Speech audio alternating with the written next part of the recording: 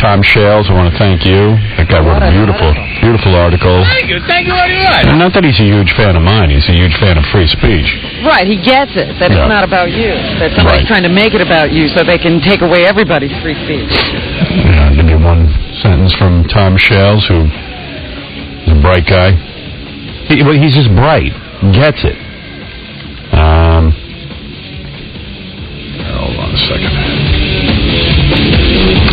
For 20 years, listeners to Mr. Stern's radio program have known precisely what to expect. Howard Stern may make an unappetizing poster child for the First Amendment freedoms, but he's as entitled to them as anybody.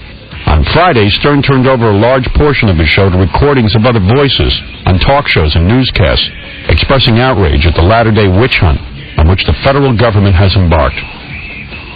Howard Stern does just fine in the marketplace. Many people find him offensive and don't listen. The same can be said of Rush Limbaugh or Bill O'Reilly or any of those idiots. You can't say idiots, but... So you're paraphrasing there. Yeah, if you can get a copy of the article, maybe I'll post it on howardstern.com, which evidently, whenever I post something on there, has so much traffic that it's hard for us to keep the site up because it affects everything else that we do on the web. So it slows down our whole system. Oh. So we're trying to get that worked out. He writes for the Washington Post, right? Yeah. That's where it appeared? Tom Shales, I thought, writes for an L.A. newspaper, doesn't he? Howard, he writes for the Washington Post, but that's not where that particular article appeared. Okay. Yeah, because that's where I know him from. We used to read him in Washington all the time. Yeah, Tom Shales.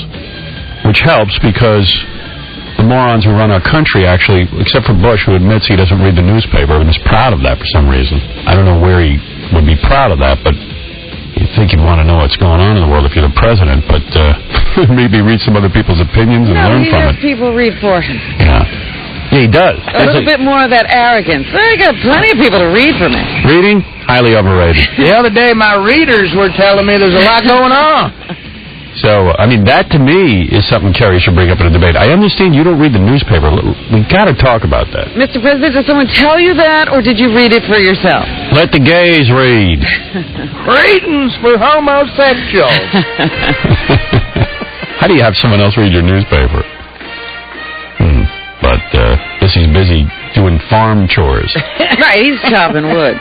That guy's nuts. He's a nut. Why would you admit you don't read the newspaper? You're the President of the United States. Because I'm a C student. All right. It's not interesting. Not enough pictures. I read the cartoons, the funny papers. That's my section. I like the pictures of Jessica Simpson. I'm with him there. Yep. I was reading about this guy. They did an article. Oh, damn, my telephone is... I don't know what goes on with this thing. Every minute I'm with this telephone. That your newfangled phone? Yeah. That phone does too many things. No, it's a good phone. It's just it's taken me a while to get it together. It does too many things. No, it doesn't. You haven't mastered it. You've been with it for a year now. This makes noise. If the keyboard gets pressed, it makes noise. Where was I? What was I talking about? Oh, so I was reading the paper about this dude called Martin Block, who I'd always heard of, Martin Block's Imaginary Ballroom, Make-Believe Ballroom. You ever hear that show? No. When radio first started, and people started to really use it, radio, before TV, radio would never play records. They always had live performances. It was considered shows. It was considered really poor taste if you would play a record. The programmers thought, if you play a record, why would you need radio? It's about going and capturing live orchestral. Right, you got a Victrola at home. Live orchestral performances. So this guy Martin Block was working for WNEW here in New York. And he was like a lowly guy, like he was a salesman. He used to sell hairbrushes and stuff, and he was working for the radio station. They were doing some sort of sports event or something. And they needed some time to fill. And he said to the general manager, let me play some records. And the guy was like, no way, man, we don't play records. That's just really bad. And evidently there was some dude out in California that had started playing records and doing like sort of an imaginary theater of the mind kind of thing where he's pretend you're at the concert. Right. So Martin Block heard this and he said to the guy, let's do that in New York. So the guy was desperate, so he says, all right, go play a few records.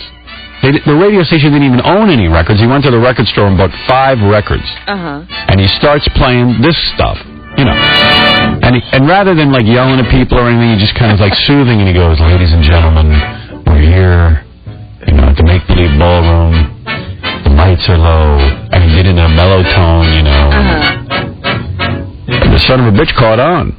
It was like a big deal, Make-Believe Ballroom. And that's how... Well, I have heard of Make-Believe Ballroom. Yeah, and that's how records started being played on the radio. They realized, wow. And there was a big fight. The record companies didn't want records played on the radio because they were afraid no one would buy the records if they were played on the radio. Kind of like what reminds you was going on the Internet. Yes. Everyone was up in arms saying no one will buy any records.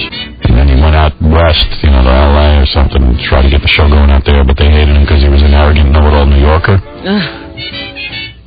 So then he returned to New York, checked out television for a while, tried to get his ass on TV, but he was no TV guy. So he was back at NEW. Humbled. 1954, the year I was born, he joined ABC Radio. Rock and roll came to town. He went over to WOR on the weekends where they let him continue to Make-Believe Ballroom until he died in 1967. What's really weird is when he first started playing records on the radio, the dude couldn't get any advertisers. So he had to go out and find his own advertiser because no one wanted to touch him. And this is weird. You know who his first advertiser was? Dial a mattress, no. Close. No, not Trim Spa. Well, it's funny you say that. This is so weird. Artie's gonna have a heyday with this. The product was called Retardo pills. And they were a weight loss gimmick pill. Oh, my They sold for $1 a box. And he would say, you know, he would get on the radio and go, be fair to your husband by taking the reducing pill, Retardo. As in, it will retard your growth, you know, but Retardo. You Retardo. gotta be retarded to think it works. Yeah, Retardo. Mrs. Retardo. The guy sold Retardo pills. That's classic. That's okay with me. I mean, I'm sure I've done commercials for Retardo. I mean, as awful as also like sphincterine sounds. Right, I would Retardo. kill for a sponsor named Retardo. Retardo. Thank you for everything. Mrs. Retardo. I found your pills, Mrs. Retardo. But the sponsor was Retardo pills. Excuse me, are you a doctor? No, Mrs. Retardo. I'm a lunatic with a white jacket.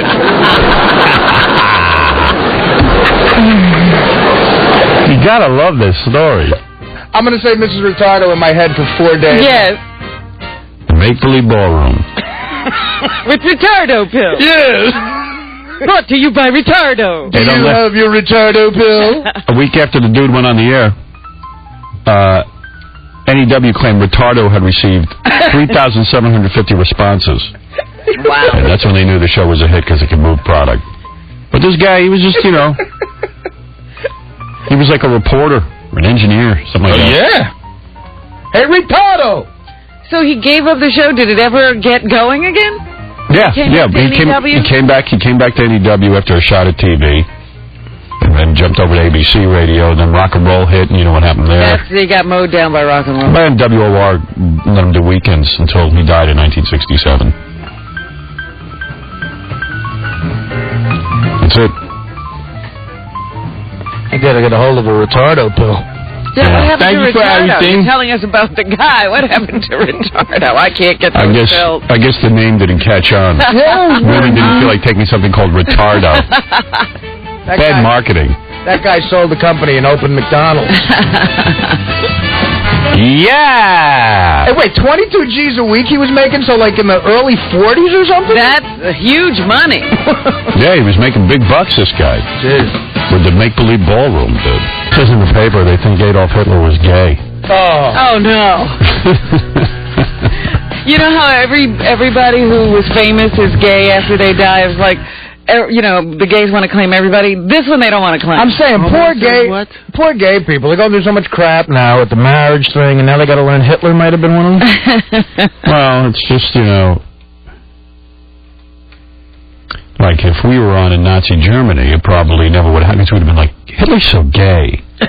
You know, we would have told the people. Right. Yeah. You know, Hitler's so gay. He really, he's just gay. Hitler looks gay. I don't know if he's gay, but he looks gay. He's really into uniforms, and isn't he a painter? He's just so gay. Goose-stepping is gay. And who would have a mustache like that? Yeah, and, guy's in his 40s and he's not married. Come on. Oh, just can't find the right girl. Kind of weirdos, 40-something years old, hasn't committed to one woman. Now, what's all that screaming about? And the salute was a bent wrist. Hangs out with guys all day. Has a girlfriend, you never see her in a bunker. Very close to his mom. So, take a couple of phone calls. We've got a bunch of different things going on today. And I'll tell you about those in a minute. Lydia, go ahead, you're on the air. I can't believe I got through. Howard, I love you so much. And I just did not want, if you ever do leave radio and the FM New York capacity, I just really... All right, go ahead. What can I do for you? Do you know that on CNN they had a discussion of you and Mel Gibson being influential in the presidential election? They put you together with Mel. Do you know about that?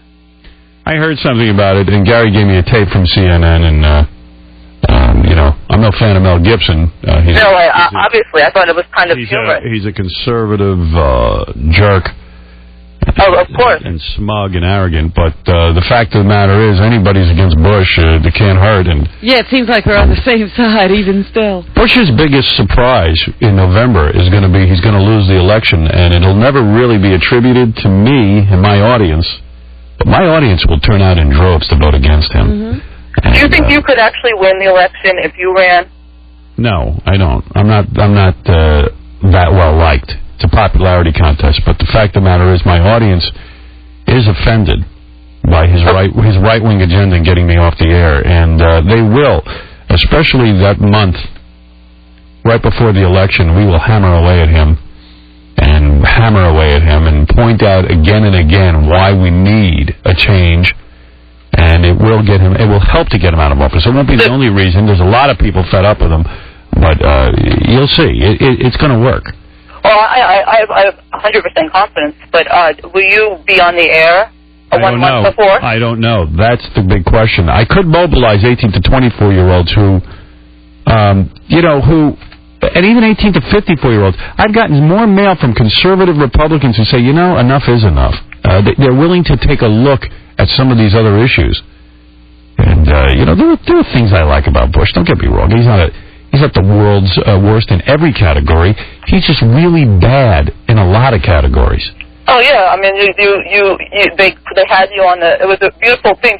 I wanted to play it right now, if you wanted the audience. I think I have it. I'll play it later. Thank you. Okay. So. All right. She's making me nervous. Okay. I've seen enough of that. Do you know what I mean? Some people make you nervous. Yeah, I was getting tense. Yeah. Keith, go ahead. You're on the air. Hey now. Hey, Howard, I want to give you an unbiased review of the grand opening of Scores last night. Yeah, by the way, last night was a great night. By the way, today is St. Patty's Day, and you know whose birthday? Who's who? Bianca Jane, Romaine Stamos, my dog. Really? Yep, 2 years old. It's my old man's birthday, too. I can't believe you mark a dog's birthday. Artie, don't bring up your dead father. It's Bianca Jane Romaine Stamos' birthday. You're really gay. You're gay. Yep. You're like Hitler. I'm like Hitler. I'm gay. What dog's birthday? I sang happy birthday to her this morning. You're wacky. When are you going to throw the party? You wouldn't happen to have video of that, would you? Her party is making a nice duty in the snow. That's her favorite thing to do. I love that, too. And what do you do when it's in the snow? You pick it up. Oh. You got to do it. That's not a big issue for me, by the way, which I thought it would be. I just wondered what you do with the snow situation. She's nice and solid? No. Oh, gee. Most times, no. She doesn't look like a healthy eater, Bianca Jane. She's actually just very loose. Yeah, really. And I don't know. I think maybe we should switch her food, but Beth says we don't have to, and it's something we argue about. I'm going to get sick. Yeah, I pick up those loose ones. Some of them I got to scrape. Oh. What, you got a little shovel? No. I use the plastic bag in my hand. That's it. Pick it up.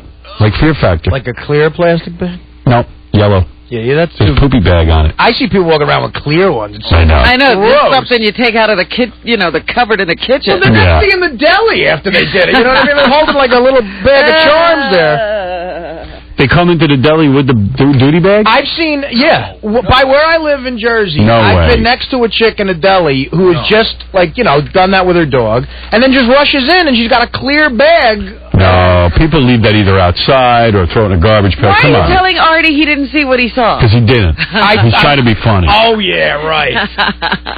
That's crazy. I always thought it'd be like a big deal, like with... on Long Island, I used to fake picking up the duty because I didn't want to pick it up, and you can get away with it out there. I'd be walking my dog making duty, I'd bend over and pretend like I'm doing something. Right. Tie your shoe. Yeah. Yeah. I'm just saying there's some... But in the city, you got to do it, and it's really not that bad. And I mean, when they're loose, it's tough, but it's not a big deal. I'm just saying there's some people who have dogs who are with them all day who, I'm just saying, might not be all there mentally. Yeah. You know what I mean? I know what you mean. And that's the type of person I saw. If you love your dog, you do it. It's not a big deal. I would have gone yuck too, but it's a big deal to me. Yeah, but I'm telling you, it's not as big a deal as you think. Well, I don't have a dog. Thank goodness. I don't have to find out. Not a big deal. Bianca Jane Romaine Stamos. Happy birthday. We're going to mention her until I say happy birthday. That's it. There you go. I love you. I love you, my Bianca. And if I was there, you'd be benefiting so much. I love you. I love you, Bambi. Anyway, so last night was the opening of the West Side Scores, which I'm real excited about because... You can't wait to get over there, I'll bet. A, it's easier for me to get to, and B, we're over here on the West Side, we can go shoot down there right after the show. Lonnie says he's going to make a party for us. Yeah, he said you have to do it soon so you can be a part of the opening. Dude, I was going last night. I got blizzarded out. Oh, yeah, it did snow. That's right. Well, that snow was going on, and I kept saying to Ronnie, the limo driver, who, of course, was going to the opening because he scores me a 92.3, but I said, man, they're going to get wrecked with the snow. According to Ronnie, there were like 5 billion people online outside the club. They did. They had no trouble getting any people last night. Yeah, it was huge. Can I just give you a quick review, real quick? Sure. First of all, the place is surprisingly small. That might be good for you on a regular night because it's kind of intimate, but I was just really surprised at how small the place was. The West Side location? Yeah, the new place. I thought it's huge, Ronnie. I don't know. I kind of maybe because there were so many people. That must be it. It's just a different configuration on the east side. That's all. Oh, it is. Oh, it's not bigger. It's about the same size, but it's just long and narrow, and then the back areas are different, and you got the upstairs part. Oh, I had this feeling that it was like this huge space. It's big, but it's just a different configuration. I mean, personally, I don't want a huge strip club. I like an intimate where people, kind of get lost in the nooks and crannies. Yeah, I agree. A big cavernous strip club feels cold and impersonal. And too open. It was packed there last night. It was like amazing. I couldn't believe, even with the weather. Yeah, I don't even want, like when I'm going to the private lap dance rooms, I don't even want to have to walk by the regular club because it's embarrassing that you're going to... Right, you don't want to be seen doing You look like a big perv, and even if I am a big perv, I don't want to look like a big perv. Yeah, but you don't have to do that in this club because that's good. They have a special walkway. A+. The problem was it was so crowded that I was willing to... I had $1,000 to spend last night in funny money that there were so many people that there was just... I had $1,000 to spend and there were no girls coming up to me because they were just so busy. Well, I got to tell you something. The night to go to any strip club isn't the opening night. Opening night is just it's a fun sort of gala. You go there, you drink, and you just see what's happening. It's a lot of people. The girls were great last night. They were all loaded. Were they? Yeah, it was like one of our daytime parties. They were a lot of fun last night. If you got $1,000 in funny money, you go Thursday night, tomorrow night. Yeah, you're right. You know what I'm saying? Opening night, you don't go there looking for romance. You got to start throwing it around a little bit. You got to put out some bait. Yeah. Yeah, you got to lay down the funny money on the floor so they follow you. Yeah, you got it on the table. You got to hook those pigeons in. What you do is you give one chick $40 for one dance or something. She goes and tells her friends. It's exactly like with a Yeah, but you know what? There are nights you could go there and not lay out a penny and still rap to chicks. But you can't go opening night and expect... I mean, they're going to be busy, those chicks. Yeah, well, last night was like a big... There were probably a lot of celebrities there. And... Yeah, there was a lot of things going on. Who was there? Who was there? I don't know. I didn't see any. Scores man. And I'm not trying to cause controversy, but some of the girls, I mean, I've been to the other Scores location, were just not up to snuff last night. Is it my imagination, Ronnie, or is that true? No, that's not true, because there was a lot of new girls from out of town, and a lot of them were really hot. Really? Okay. I don't know where you were, but which part of the club you were in. We had like 10 of them down here the other day. They looked pretty they were all there last night, and they were all looking really good. They were having a great time, too. Everybody was just hanging last night. Was Linda there? Yeah, Linda was there. Oh, man. But they know how to run a club. Linda. That's my Scores wife. Yeah, Linda was there. Chase was there. Oh, Chase. Kira was there. Meanwhile, Linda kissed me goodbye when she was here the other day. Yeah. I had glitter all over my face from kissing her. You got Lonnie. Yeah, I know. There was a lot of glitter last night, too. Yeah, I mean, what's going on? There was tons of Lonnie's glitter. letting glitter? I had glitter on my beard last night. Yeah, you go home and you're covered in glitter. How does glitter get into your beard? I don't know. I'm trying to figure that out myself. Why are strippers wearing glitter again? I don't know. We're going to have to straighten that out. You know, why do they love the glitter so much? They've been told they can't use the glitter. Ronnie, I didn't want to yell at Lonnie last night because Lonnie was like, forget about it. He was like, this was his night to shine. Yeah, I know. All the press were there, and he was taking everybody around for interviews. The girls were doing tons of interviews. And, Ronnie's pirate name is Glitterbeard. I mean, they had HBO was there, and I'm just saying, the Post and all of them were there. Everybody was there. Look, my girlfriend's cool. She knows I go to Scores and stuff, but it's not good if I come home covered in glitter. Yeah. Right. I mean, how do you explain that? Yeah. I already smell like perfume. I don't need the glitter on me. Oh, man. Okay, the perfume thing I get, and plus the doctor, that's that guy who hangs out in the bathroom, he has coffee beans that can get the smell of perfume. Yeah, doctor was there last night. He opened up his franchise, he told me. This is his next got a guy. He opened up a new practice? A new practice, yeah. They took on a second doctor. Scores has a guy in the bathroom named the doctor who can get the stink off you from the girls. Yeah, because you're covered in perfume and body makeup and... The funniest part was I walked into the bathroom. Big John? Yeah. The big guy? I know Big John. So Big John's in the bathroom. Why are you acting like I wouldn't know Big John? No, I don't know if you... I didn't know if you knew his name. Oh, your Scores man 923. Dude, I just didn't know if you knew his name, okay? Big John? I don't know. All right. You're making it sound like I'm some kind of nut. We all know Big Anyway, so he's in the bathroom. And the doctor is brushing. He's got this big brush. Yeah. And he's brushing him. I go, what's going on? He goes, I got glitter all over it. Big John had glitter. You've got some storytelling ability. They gave party bags at the end, though. I got a calendar and a T-shirt. I'm going to drop one off later for you. Is there a Scores calendar? Yeah. Yeah. There's a Scores calendar. I got one. Yeah, I got that.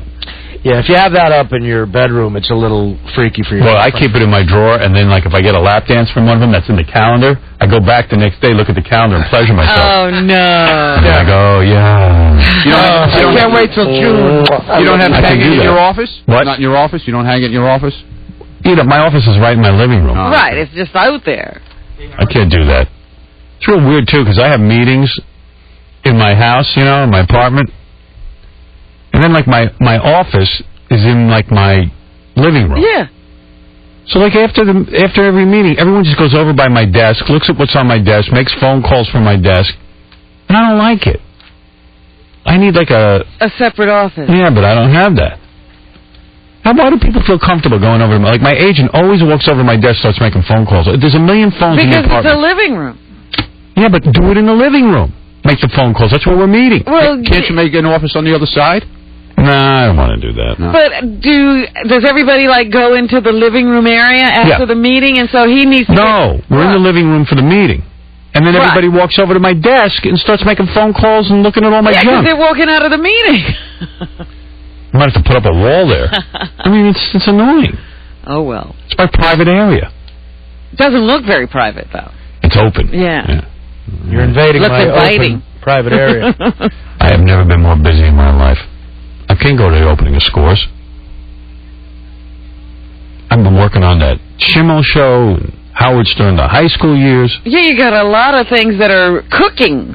Yeah, percolating. But they take forever. And, you know me, I'm a stickler for fine entertainment. So, What time did you get home from the Scores thing? 11. Oh. No late night for you, huh? No, I wasn't going to stay. I was about to leave it, getting ready to leave at 10, and then I was talking to Doug for a while, and the next thing you know, it was 11. Were you drunk? Nah. What chicks were there? Were you hanging out with any chicks? Heather was there. You were with Heather?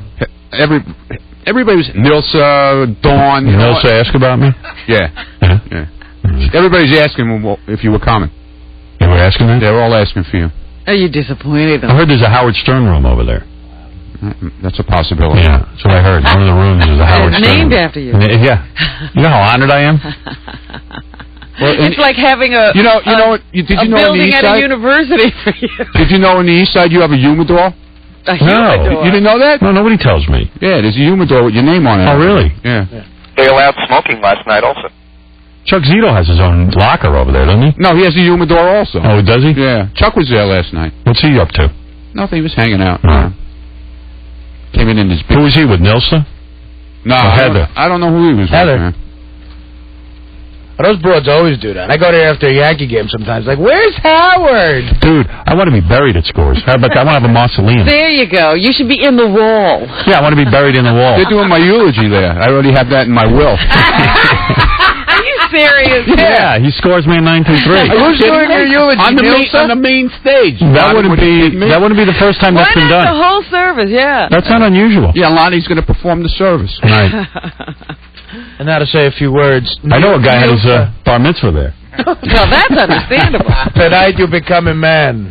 I want to be cremated and put in my humidor. Benji was there last night. Oh, yeah? Were you down there, Benji? Yeah. Big dope. They did. Bet you didn't get anything. What's that? I bet you didn't get He anything. was with his girlfriend. You brought your girlfriend? Yeah. How would you do that? It was fun. She had a great time, too. But just to show how they work on every... Can I tell you that's a mistake? What, really? I've gone with my girlfriend, but it's still a mistake. Yeah. You should have mixed those two worlds. You show them what goes on. You show them what goes on and then run away. Not that anything now goes they on. can imagine It's like every Tony time Soprano, you're out there what you're up to. Yeah. Nothing goes on there. Well, to show how they work on every single detail, even in the bathroom, above every urinal, there's a video screen. And the doctor is going to shoot movies for the bathroom. What do you mean? He said he's getting a budget from Scores to shoot movies for the bathroom. And like little individual movies. Of the girls? Maybe I could audition for one of them. But what do you mean? For what's in the movie? Like a video of the chicks? Like he's going to make videos about the chicks, like funny movies. They're not going to do that. I'm serious. That's never going to happen. Why is there video screens above the urinal so you can pump in like videos, right? Like music videos. Yeah. Get out of here, Benji. Don't listen to that guy. The doctor was BSing. Yeah.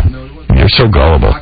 Good. They're not going to make movies. Benji's funny. He comes up to me, and I'm sitting there with Doug and everybody from a bunch of guys from the E Crew. Will and Jason was there. So we're all sitting around. We got this like one area. It's called K-Rock Corner. Yeah. So we're all sitting there. And Benji comes up to us, and he comes over to me and he shakes my hand. And he goes, "Congratulations, great opening." I go, to you? Yeah, to me. Well, he's crazy. He's nuts. Well, you are Scores. So what'd you do there with your girlfriend? Yeah, what'd you do? Did you get lap dances? No. Right. Actually, both his girlfriends were there. His old girlfriend was there also. Yeah, Benji's quite the player. I think your girlfriend's cute, by the way. I'm really shocked.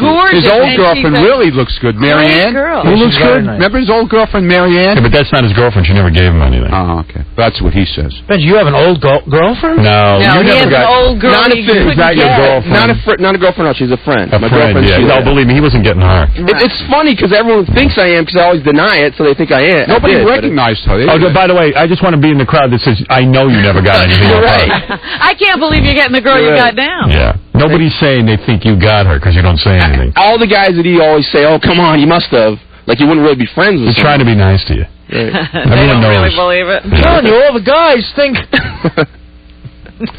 I don't even know how you got this girlfriend you have now. Yeah, she's a great girl. Yeah, she's medicated. She's really cool as girlfriend. Was she released from a mental institution? No. Something's wrong. Something's wrong. She loves him too. Or he's paying her to act like. Are you guys exclusive, or are you still dating? We're exclusive. Oh, they're very exclusive. You told me they're dating. No, they're exclusive. No, they're exclusive. Is that right, Benji? Is she like your girlfriend now? She's my girlfriend. We're figuring things out. And are you dating other girls? No. No. Like he was going to do that anyway. No, like he could get other girls. Yeah, what other girls? But we're still figuring things out. What does that mean? I mean, Scores was rough last night. Here we go. You're such a louse. All right, fine. Turn off your mic. Scores was rough. Scores was rough. What, was she going to leave you for one of the girls? Yeah, he's trying to figure out. He was going to leave her. All the Scores girls. All the Scores girls are coming on to him. Right. Benji's taking acting lessons for the Doctor's first film. Man, some of those Scores girls are hot, man. There was a lot of new girls there last night that we've never even seen. That's like you know how Tony Soprano goes to the Bada Bing? Yes. Like, that's our place. Of course, and that's where you meet your buddies and you hang. Yeah. The best scene in the Friday night, I was over there with Ronnie. We went over and watched Scott Sons played a Vertigo Blue music. And then we went over to Scores, and a lot of men showed up there. Bonded, like Booker and Kane, and Ronnie and Doug, and Richie. Ganji. Oh, I said men. Men. Did you hear about Ganji? No. Ganji got so low that he had to run out the door because he was heaving. He had to go out in the street. Oh, my God. He had to run down to Last the corner. night? No, that Friday night when we were there. He threw up in front of Scores? No, he went down the block. Great. Yuck. Wow. The best scene in The Sopranos Sunday night was that scene in the diner the next morning after they were in Bada Bing. Right. And Tony Soprano sitting in the diner. He was there all night in Bada Bing, and he's like, his shirt's all open and his hair is like standing up, man. It was great. Tony had strip club shirt. Yeah. I had a burner shirt once when I came out of that Scores. Covered in crap. God knows what was on that. Things were crawling on it. You know, again, like that tanning makeup sometimes gets on there. all kinds of different smudges. Yeah, go explain that to someone. What's up? Baba Booey wants to say something. I'll tell you, my worst experience with Scores was I was covered in glitter. Baba Booey. At 3 in the afternoon, on my way home to pick up the kids from school and everything. And so I just pulled the car over, and I went to the gym, and I took a shower. Wow. That's funny. Baba Booey. And sometimes that doesn't even work. I was scrubbing. Like, first of all, I walk in. But why are the girls now wearing glitter? I mean, what? Guys don't care about that, and it only gets them into trouble. A lot of married dudes go to Scores. Well, this is what I'm saying. I don't know why the girls are addicted to the glitter. They're told not to use it. Yeah, I mean, how many times you got to make it clear? No glitter. They love that stuff. Yeah, I mean, it doesn't enhance their beauty. It's stupid. And some of that perfume's tough, too, man. Yeah. Well, listen, you can't tell a broad not to wear perfume. Well, you know what was funny? The other day when the Scores girls were here, of course, they all got ready in the ladies' restroom, and the whole place was like a whorehouse. Flashes of different perfumes. That's how the whole club smelled last night. Yeah. I'll tell you, that perfuming is good. You know, one thing I'll say about Scores that really why they're the top place to go, for me anyway. I've gone to other strip clubs. And one time I'm getting this lap dance at another strip club. I'm not going to mention the name of it. They're out of business now, though. And this girl does the move where, you know, she puts her ass in your face and she bends over. Well, I caught a whiff of I'm not sure what. I mean, I'm not sure if it was ass or something else. Oh, that's gross. It was bad. And I just, you know, she goes, you want me to continue? I go, yeah, I'm going to go take a breather. I got to go get fresh air. Yeah, I'm going to hang my head up. Scores girl, I never caught a whiff off any Scores girl all the years I go Only there. perfume. Just nice perfume. I never caught any kind of ass smell. Well, I know, whatever. I know the glitter situation will be taken care of because we do have people that monitor the show. Right. And I'm sure they're listening right now. Well, and there will not be any more glitter. Well, how did that happen? We thought we had that covered. Well, last night, I guess it was because like all the press were there and they wanted to look all, sparkling and everything, Please. Please. You still got to remember what your job is. They want it to look sparkling. Sparkling. All right, thank you for the call. Thank you. F. Artie's father and F. Bush. Artie's father? Artie's father. And F. Dana. Oh. And what is up with that? F. Robin's boyfriend. Okay. Wow. And F. me. Okay. Thanks, buddy. Thank you. All right. But Thank you. He expected to get cut off long before that. He ran out of stuff. It's like, enough for me. Enough Hey, Howard, I have a request. Yeah. At 8 a.m., could we replay Ronnie's story about Big John and the glitter? Yeah, we'll probably have to replay that.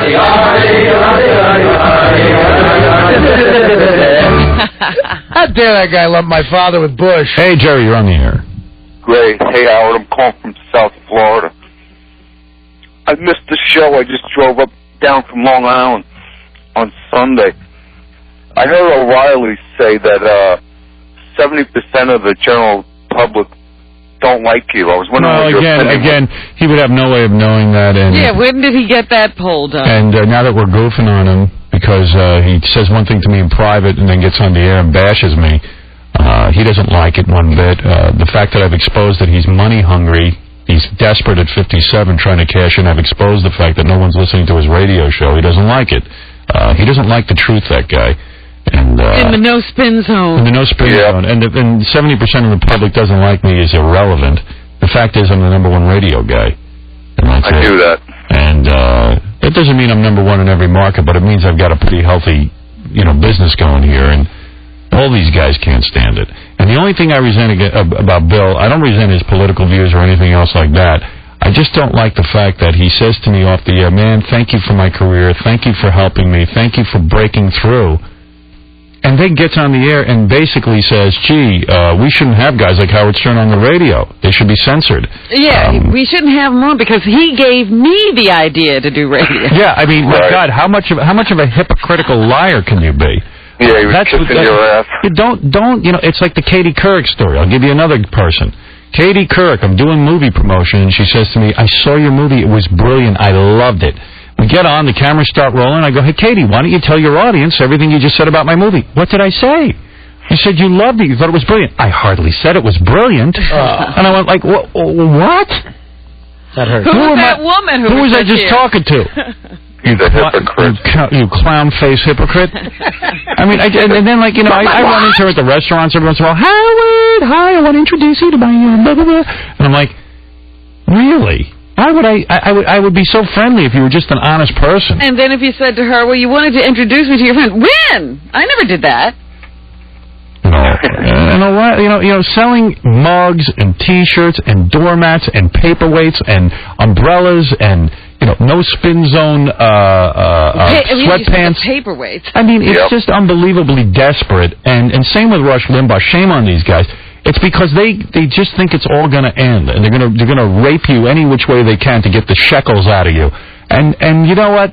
Yeah, you're 57. Yeah, you have a young family. I know you waited a long time to get paid, but don't milk your audience every freaking 2 seconds.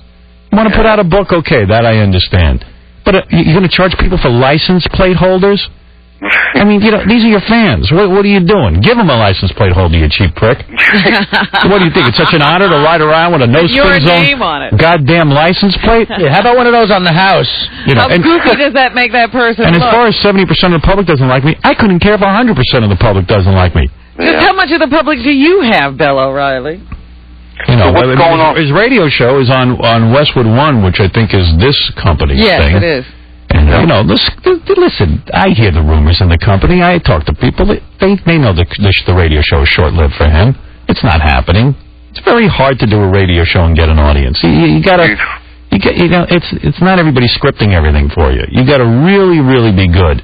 And I take pride in being good. So, listen, this is a tough game you're in. And you go on in the morning, it's the toughest game in town. Not for pikers. Not for pikers. You got that stupid cable show where it doesn't matter if anybody watches or not. Be happy with it. And it's working for you. And you're selling some books. Don't rape the audience with a paperweight. Shame on you. He was kissing your butt when he wanted to sell books. He wanted to sell books. He came in here when the mic was on. He even said it on mic. I want to thank you for, you pioneered the way. I thank you for that. Now we don't need you. And by the way, I appreciate someone saying that to me. But don't get on your TV show and then go, hey, let's get rid of them. Let's censor them. Come on. Get your goddamn head together.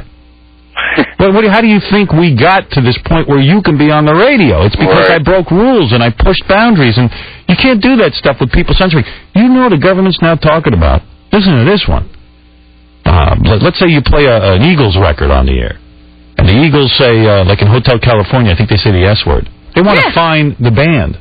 That's great. They want to find the recording artist. Okay, what if the band is dead?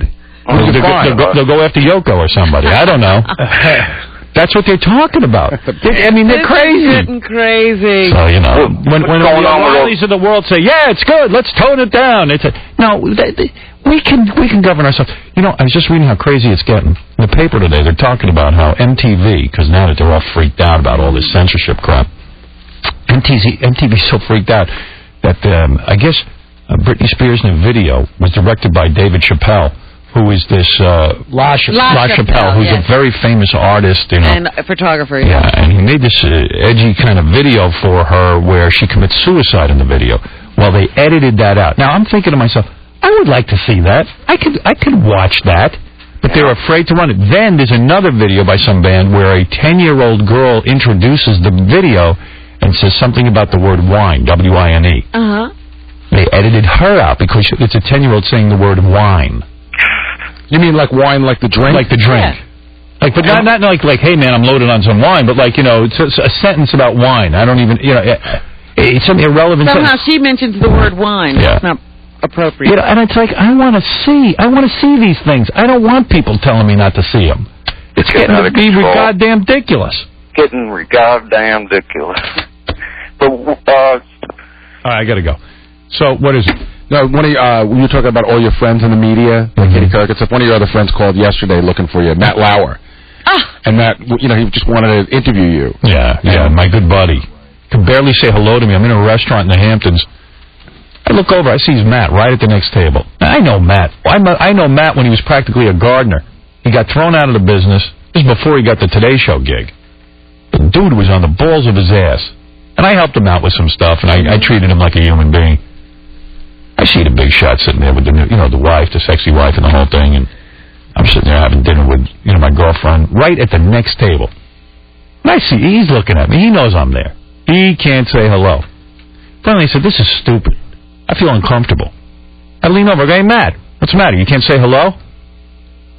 Oh, hello. I didn't see you. Get out of here. Get out of my face. Hard not to see you. You can't say hello. What, you think your S doesn't stink now because you're on the Today Show? That piece of garbage. Want to interview me. You don't even... He's lucky he's got a job. So this guy can't even leave. Remember we gave him some work and always took his calls, always was nice to him? Well, he just wanted to say that he thought you guys would do, you guys are pals to do a great interview. Yeah, we're real pals. I'm sure. Yeah, he's some pal. Speak when you're in a restaurant. Yeah, say hello to me. Then maybe we'll be pals. Another phony baloney.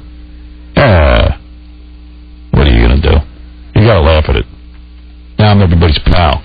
Because suddenly I'm in the news. Oh, yeah, they could all could use that. hype the hell out of an interview with you now. Because your buddy Stone Phillips called last week. Yeah, my best friend. You should do an interview with somebody that is completely ridiculous that would make them all angry. Like you should do it with Jillian Barberie and skip all those guys. I would do it with Jillian Barberie because at least she defends me. Right. Yeah. I can't believe I never had sex with her. She so wants it. She does. Boy, she talks about me every day on that stupid show. The only thing is if you banged her, then she'd probably talk about that. Yeah, she doesn't know how to keep her mouth shut. Yeah. Does she really talk about who she bangs? I don't think so. No, she wouldn't she wouldn't deny that we dated or right. You know what I'm saying? She'd have to deny? Yeah. She'd dumb it up in here about stuff. She wasn't completely... Well, but she talked about... Yeah, she did talk about the basketball ball player and all that. Yeah. I'll tell you, I'd hit her so hard I'd knock the mole off her face. Now, what mole? She'd be great, don't you think? Yeah. Especially for you. I think she'd work real hard. Everything's available for you. I need a worker bee in bed. I need someone to work the room. All right? I think she'd do that for you. Yeah. I need her working real hard. So lingerie. She'd come into work bedraggled the next day. Right. They're all dopey. Oh, Howard had sex with me again. See, that's why I would like to sort of be her boyfriend for a while, because she could go on that dumb show and go, Howard knocked the bejesus out of me last night. Knocked a mole off my face. I'm exhausted, Steve. Yeah. She looked like Tony at the restaurant. Yeah. Tony Soprano, all haired. Yeah. Hair all disheveled. Yeah, I just fell out of bed. Howard just let me go. But with stinky. But with a happy smile. And I'd make her go, I'd make her go into work with. Don't wash me off, you. Yeah, not washed off, just me covering her. You know what I mean? And I know I'd turn on the TV and see her all, all fouled up. I go look at the hair real close. Dorothy Lucy scowling. Yeah. See, look at her hair real close. It's like, you see how it's all kind of bunched together? That's not gel. Yeah, that's no gel. Whoa. Why, hello. Hello, Miss Bunch Together. Miss Retardo. You turn it on and she's all sloppy, a big mess. Can't open up her eye because her words. There's something in it. She's like, it's glued shut. Yeah. I can't see anything. All crusty. Burping me up. Howard Chili. What is that Howard doing to her?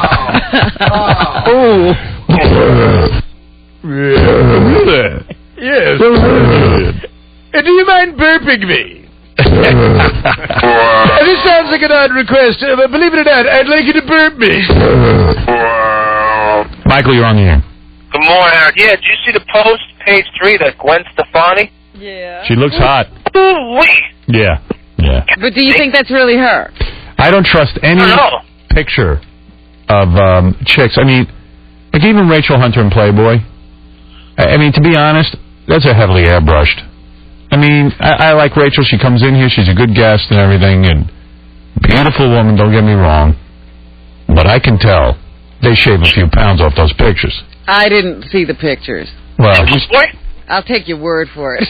I mean, I just know they do. I know what you're saying. Yeah. You know what? She's really hot, but the chick that's in here... Is not that chick. Is that the woman in the magazine? And she admits they're airbrushed. I mean, you know, and Gwen Stefani, you know, she looks awesome in that picture. It's just like, you know... But we've seen her. Could be a good angle. Yeah, like Britney Spears, you see all these outrageous pictures of her, and then in the Inquirer, they take a picture of her coming out of a Starbucks, and she's got a gut hanging over, like she's got a gun. And you're like, well, who's the real Britney Spears? I don't understand. Who am I looking at here? Well, it's clear she goes through times where she works out, like, heavily to get in shape for something, like a Pepsi commercial. No, she's been on tours when you see her, and she's, you know, she's danced all that weight off. Hey, Howard. Yeah.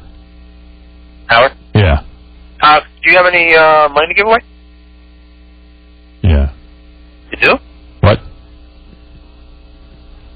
You have money to give away? No. Yeah. Oh. But as you point out, and you can tell in this picture, Gwen does need a couple of implants. Yeah, a little flat. Yeah, she does. Yeah, she should do that. Yeah, hey, the top is empty. You've won $500 from... I do have some money. Here's some money for you. You won $500 from the show Playing It Straight. It's a new reality series where you get to test your gaydar by figuring out who is gay and who isn't. Yay! It's Friday nights at 8 p.m. on Fox. Hold on. And don't call me up for more money, because not you, I mean anyone else, because... That's it? That's it. That was it. I really don't have any more. You know who I think's gay? My gaydar's working? Hitler. Yeah. All of a sudden. Hitler seems gay. All right, we'll be back right after these words. Win John's job. If you think you're funny, you don't even have to be that funny. Quite frankly, he wasn't. No, he was annoying. If you think you're annoying and you think you can do Stuttering John's job, come on. we're looking for his replacement. You're a nudge. You like my. This is not a contest. This is to win his job. Yes, but it's not a contest. Job. It's like it's a job. What did I do again? Send us an audio tape or CD no longer than 90 seconds long showing us why you should get his job. Yeah. We'll pick 10 people. Each will have 1 week to audition and get paid for the audition. You get $500. They will work. In your 1 week audition, you have to do each of the following. On your first day, produce a song parody and play it for us on the air. Second day, produce a bit, comedy bit. The third day, do a celebrity interview. The fourth day, tell an interesting fact about a staff member. And then finally, find a new Whack Pack member. So you will have tasks. Wow. Just like, you know, how on The Apprentice they have tasks. Yeah. At the end of 10 weeks, the audience will vote on who gets the job? And the person they pick will be hired here for 3 months at a salary of $25,000. Wow. Ooh. And then, hey, if it works out past 3 months, you never know. Artie's going to apply. Yeah, of course you could just send in a 90-second version of you begging for lunch money. Send your entry to 40 West 57th Street, 14th floor, New York, New York, 10019. Also on the website, I'm going to post this exact announcement that I just made. Artie makes a point. Do you get that same perk of lunch with Artie every day where Artie pays? Cap. Win John's job brought to you by Trim Spa. Can they goof on Gary State? Get the attention you deserve. Order Trim Spa completely ephedra-free, Formula X32. 1-800-TRIM-SPA. It works. Go to trimspa.com. Be envied. So there it is. That's big news, I think. Oh, yeah. That is. Get to hang out here every day? I've been trying to post more and more stuff on that HowardStern.com, especially some of the articles coming out, because there's so much material that I can't even really read it all on the air anymore. You know, there's been nothing on that website for so long, I keep forgetting to check in. I got to remember to do that. Well, the problem is so many people are checking in that literally we won't be able to. We can't support the... I don't know where we're... what's going on there? Does anybody know what's going on the website? Because I know there's tremendous amounts of traffic to the point where now Jeff Schick's telling me I got to go buy a new T1 line. Oh, dear.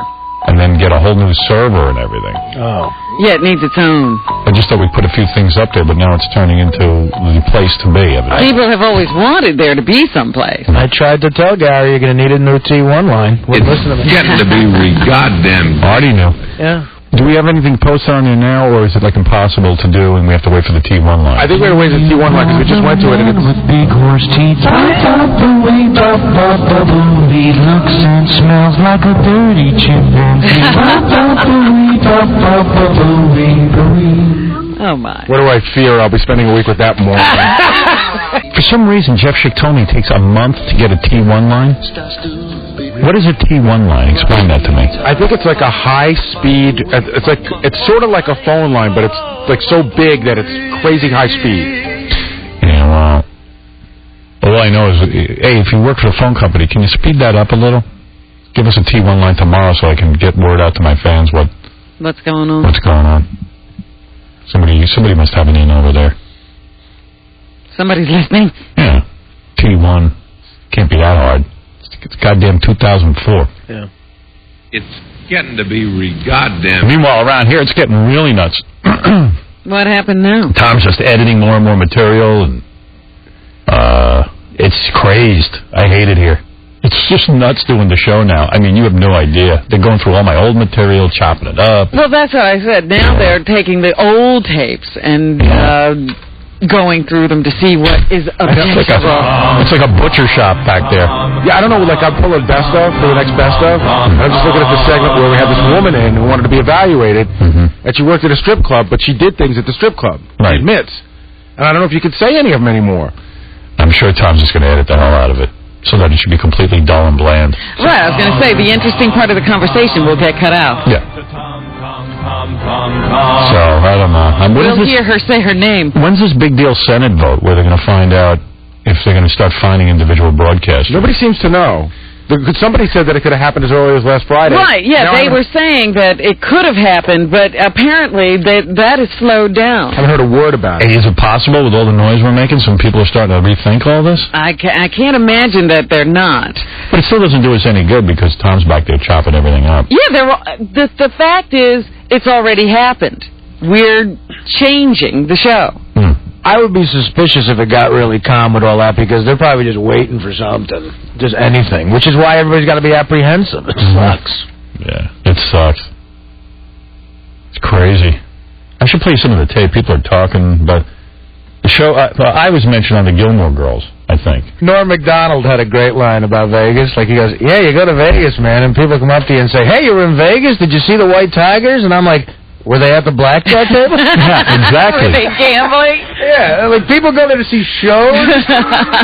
Now, how do you do that? Those tables call to me. And there are 5-star restaurants in Las Vegas, but we go to some of them. Right, but right next to the entrance, they put a craps table. Right. You got to walk by it to get to it. Well, that's what I love. Everything goes through the casino. Yeah. When Artie and I go, he's always on the wrong schedule because he stays up all night and I go to bed. And then I'm up at 5 in the morning down at the table, calling his room and going, come on, let's go. He's just gone to sleep. He's like, oh, man, I just went to bed 2 hours ago. I'm like, isn't anybody on my schedule?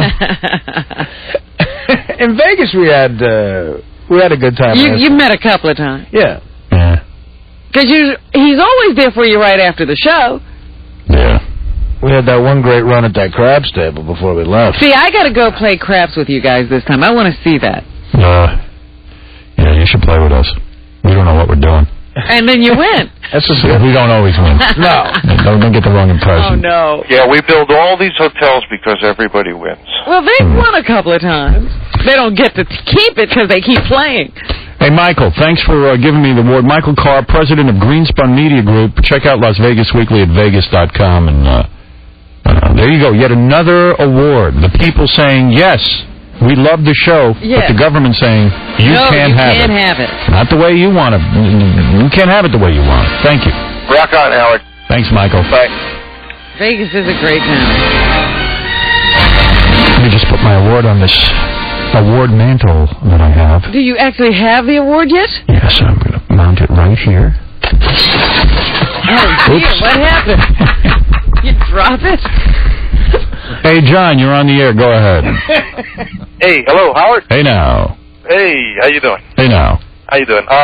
You were talking about T1 line? Yeah. Yes, about I can expedite that process for you. It does take a while because the plant, especially after last year's blackout, has been the plant was very decimated. I need it today. Can you get it today? Very decimated. I can't perform those kind of miracles, but I can get it to you in 2 weeks. 2 weeks? Yes. Normally it would take a month and a half. Well, take his name, hook him up, but we'll keep the line open. What, do you have to go steal the line? I mean, what is that? Yo, I got it. Meanwhile, making it? It's over $500 a month just for the stupid phone line. Wow. It's a heavy transmission line. Sometimes it takes up to 2 circuits to get one running. Whatever that means. Yo, yeah. It's a heavy transmission. Hey, man. Orderly. 2 to 3 weeks. He says 2 weeks. That's something. Hold on. Let me get you. Let me see if I can hook up with you. Hold on. All right. And if somebody can do it faster, call. Yeah. We got website emergency going on. A couple of younger kids who work like at the Starbucks by me said they were digging the website now. Here's I think this is Big John calling Ronnie on the voicemail. Here, listen to this. This just came in. This came in like 10 minutes ago after our discussion about scores. Hey, Ronnie, it's Sean. Oh, it's Sean. I'm driving home from the club. I just wanted to leave you a message that I am monitoring, and I will be all over the glitter thing tomorrow because it pisses me off more than anybody. Hope you're having a good day, brother. Enjoy it. All right, I'll talk to you soon. Bye. Oh, my. Uh-oh. That's Sean Callahan. He's the general manager of Score. I know Sean. Why you act like I don't know these guys? You said it was Big John. No, someone told me it was Big John. As soon as I heard Sean, he said it's Sean. I know who Sean is. He's on my case, man. Hey, you're a big shot. You're Mr. Scores Man 92.3. I'm not a big shot. What are you getting on my case for? Scores Man 92.3. I'm just trying to help you out. That's all. And right away you're yelling at me. Look at his logo up behind him. What's the matter with you?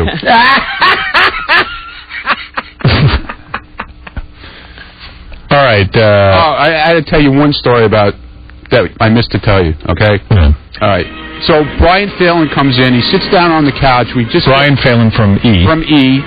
He sits down on the couch at Scores. The new West Side opened up last night. Opened up last night with a big crowd. They did a booming business. Sean just told me. Right. And Jason walks in, and the first thing he does, he knocks over 2 things of champagne right onto Brian. He was covered in champagne for the whole night. Oh, Jason did that? Jason did that. Wow. Jason, he was messed up, Jason. I don't know what's wrong with him. Yeah, I know. You really know how to tell a story. You tell a story, it brings the whole room to a halt. Here's Jason. It was an accident. I went to go shake his hand, and my finger hit the glass. I apologize profusely. I'm sorry. Were you effed up? The guy was so stoned. You were stoned? The guy was so stoned that he was staring into space for like 10 minutes. He had hot girls dancing all around him. Is that right? And he didn't even know they were there. How high were you? I was out of it. I was definitely out of it. Last night? Last night, yeah. Well, it was a party night, but Tuesday. I did get a dance, so I wasn't ignoring the girls. Yeah. Look at this guy. I wasn't that out of it. Everybody's a player. Dude, you got to hang out with Jason when he gets loaded. He's a fun drunk, man. Really? At your Valentine's party, we were laughing like crazy. I don't know what, but we were laughing. I don't know what my problem is, but when I go to Scores, I don't hang out with any guys. Yeah. Call me nuts. There were guys there? I don't see any guys when I'm there. It's not the place I go to be with men. You see guys in like the first 10 minutes. Yeah. Yeah, you say hi to the guys, and then you forget about it. So you don't feel like such a perv, like you're there to meet your friends. Yeah, hey, man, what's up?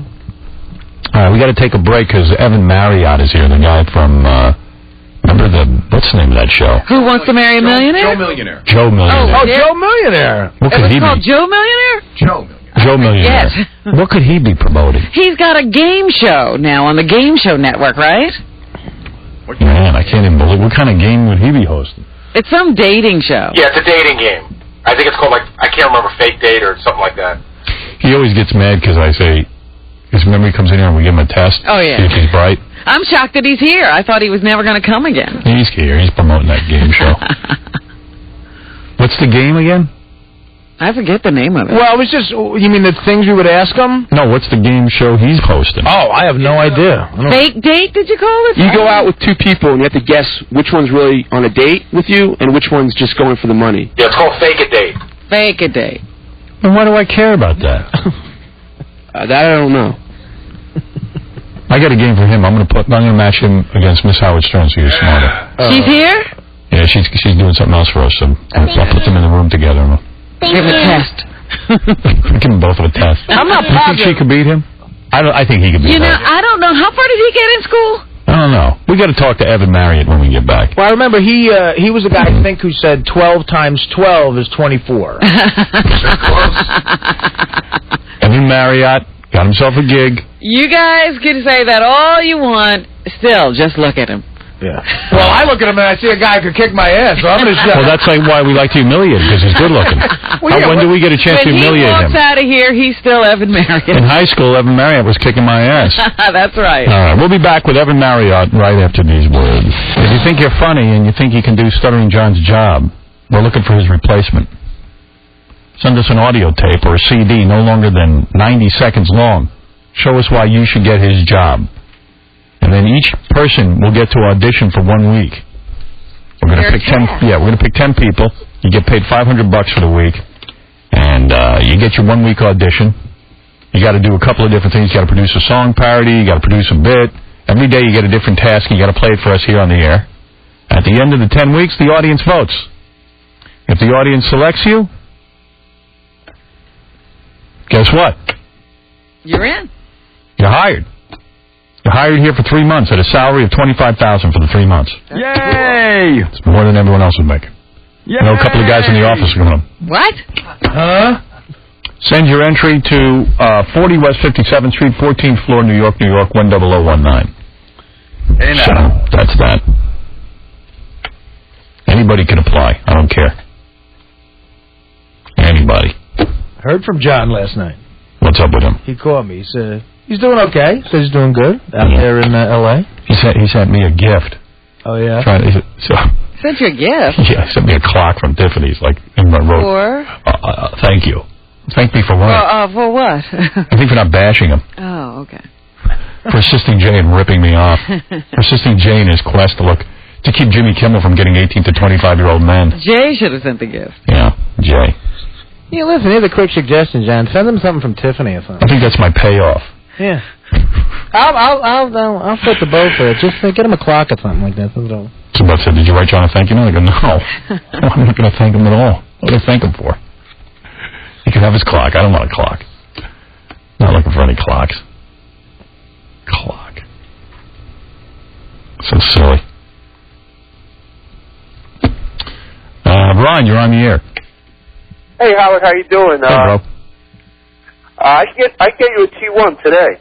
Yeah? Oh. Yes, I can. How can you do that? Well, we're a wireless T1 provider. We actually do Giant Stadium, and we do Clinton's office up in Harlem. Wow. We do a lot of office buildings in New York. What's the T1 line? What do you guys charge? We charge $625 a month for a full T1. Wow. And installation will be variable. It just depends how far you are from one of our towers. So if you're on the west side, we could definitely get you up today. Hey, hold on, okay? Okay. Thanks. See what Jeff Schick has to say about that. All right. Because there's always something hidden, you know. Yeah. Something's wrong with that one. Yeah. That's not the right one. Yeah. When you make suggestions like that, computer guys laugh at you real condescending like this. Yeah, what are you? You don't understand. Oh, come on. I'll tell you why you can't. Meg's all charged up about, Meg Griffin. Yeah. She's all charged up about, she heard me playing protest songs the other day on Friday when I got all worked up. Uh-huh. So she sent me over a bunch of protest songs, but man, she's way out there. What's her list, her playlist? Holy mackerel. Because we're getting all political and we're trying to rally the troops so we can keep our jobs. Uh-huh. So she said, I'll send you some protest songs. You want protest songs? Well, these are two out there, man. Let me hear some of them. You got some of them? They're so bad. Of course they are. Yeah, I got them. Your protest songs were too mainstream. They weren't really protest songs. I wasn't turning Meg on. This is Steve Earle, America with a K. America with a K. All right, what's the next one? See what I mean? It doesn't get to anything. It's tiring me out. Yeah, the guy's just preaching. Yeah, we need a hook. We need an anthem, goddammit. I'm sending Meg back to the drawing board. Huh? And she has Ricky Lee Jones. Tell somebody. All right, let me hear that. This is about repealing the Patriot Act. Yeah. Because Meg wrote me this email saying, I'm going to get you some protest music. And I was all excited because, you know, she knows. She's like... She knows everything. She works for satellite radio. She's program director of two formats, Serious Disorder 24 and Folktown 38. And I know if she's the program director, if you're over there and you play anything that anyone recognizes... It's got to be out there. If you play anything anyone recognizes, she'll kill you. Yeah. Right? I was begging Beth last night to give me a lap dance. Oh, yeah? Because you couldn't be at Scores? Yeah, that must have been it. Couldn't get to the grand opening. Well, can't you give me a lap dance? I'm not a Score stripper. I go, you know, give me a lap dance. Come on. I'm your man. Dance around. You're my girl. Did you get one? No. Fell asleep. I was watching American Idol. I even turned it off. God. I got tired. I have to watch the end tonight. Yeah, I just fast forward through it just to see what happened. And see Seacrest go, Seacrest out. Yeah, that's good. Stay tuned to the end for that. Ryan Seacrest, the darling of the future of Clear Channel Radio. Yeah. Like he's now working for Clear Channel Radio, and he's their future because he's such a bland nothing. So Bob Schimmel's brother called me. He lives out in L.A. He says, I'm listening to the radio. My friend says, turn this on. Seacrest is doing... Now we're calling him Seacrest, not Ryan Seacrest? No, it's Seacrest. Seacrest out. Seacrest is ripping you off. He's doing that, the thing you do with Mike Walker, the gossip game. He does the gossip game now, where you have to pick out the fake story. Are you kidding? No. The future of Clear Channel Radio. Clear Channel probably told him, you know what, you work nice. You're a good boy. You're a good dog. Yeah. Why don't you just take a couple of those cleaner bits Stern does and see if you can't use some of them, seeing as how we had to fire him. Seacrest, what an innovator. The future of radio. Ryan Seacrest. Thank God radio's in good hands. Yep. Seacrest, out! That dude will do whatever they tell him. That show of his, the TV show's doing horribly, thank God. It's evidently tanking. Well, that's TRL. Yeah. Remember he was in on here, TV. we said, hey, can you describe your new show? And he starts to describe it. I go, well, isn't that like TRL? And he goes, well, yeah, kind of. Well, yeah. Well, we got that already. You don't expect me to come up with something new. Yeah. But a lot of celebrities go on it because it's so friendly. It's an easy promote. All you get to sit and talk about whatever it is you want to promote. It's an infomercial. Want to hear Meg's other protest songs? Yes, I got there's got to be one good one. Hey, watch what you say about her. I'm dangerously close to having her respect me. This is... I know she sent over at least one. That was Dan Byrne. This is Steve Earle, Christmas in Washington. Steve Earle again. Oh. He's prolific. Oh, wait, let me see. No, this is the first... Oh, yeah, Steve Earle again. The first guy was Steve Earle. Christmas in Washington, late 90s album called El Corazon. This one, Billy Bragg, No Power Without Accountability. This is a killer. Now, if he's made a song with that lyric in it... Meg says this is a killer. I need a killer song to rally our troops. All right, this is the killer. Killing me. Killing the mood. I'm almost gone. See, that's why Meg doesn't dig me. I don't get into this stuff. I'm really trying, She though. thought this time you were ready. Werewolves of London. Seacrest, out! Oh, boy. I knew that wouldn't work. He actually says it. Yeah, you can't sing that. Yeah, that's not a good anthem. She's got to go back to the drawing board. Here's Fight the Power, the Isley Brothers. That's a good song. That's a good one. All right, finally. Oh, this is great. Yeah. Well, it was good in the 60s. Yeah, a little dated, but at least it has a good riff.